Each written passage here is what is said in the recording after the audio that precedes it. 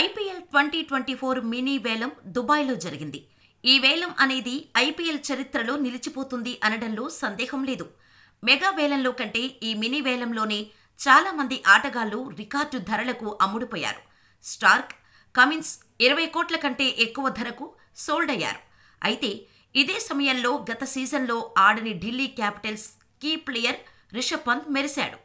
అతను రాబోయే ఐపీఎల్లో ఆడనున్నాడని తెలుస్తోంది. కారు ప్రమాదంలో తీవ్ర గాయాలతో గత సీజన్కు దూరమైన పంత్ ఐపీఎల్ 2024 వేలానికి వచ్చాడు. తన ఫ్రాంచైజీతో కలిసి వేలం పాటలో పాల్గొన్నాడు.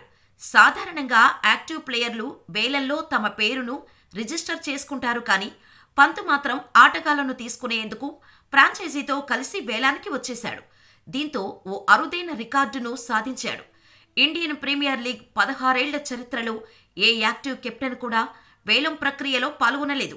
కానీ వాటన్నిటినీ తిరగరాస్తూ రిషబ్ పంత్ రికార్డు సృష్టించాడు.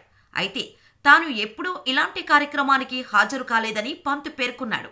అయితే 2016లో ఐపీఎల్లో అరంగేట్రం చేసిన రిషబ్ పంత్ ఆ తర్వాత పలు ఫ్రాంచైజీల తరపున 98 మ్యాచ్లు ఆడి 147.97 స్ట్రైక్ రేటుతో 2838 పరుగులు చేశాడు. కొన్ని నెలలుగా పోటీ క్రికెట్ దూరంగా ఉన్న పంత్ కారు ప్రమాదంలో తీవ్రంగా గాయపడి కోలుకుంటున్నాడు. భారత వికెట్ కీపర్ బ్యాట్స్మెన్ తను కోలుకోవడంతో అసాధారణ పట్టుదలను, దృఢ సంకల్పాన్ని ప్రదర్శించాడు. టాప్ టైర్ క్రికెట్కు దూరమై ఏడాది కావస్తున్నా క్రికెట్ ప్రపంచం రిషబ్ పంత్ కోసం ఎదురు చూస్తూనే ఉంది. భయంకరమైన కారు ప్రమాదం తర్వాత రిషబ్ పంత్ 2023 ఐపీఎల్కు దూరమయ్యాడు.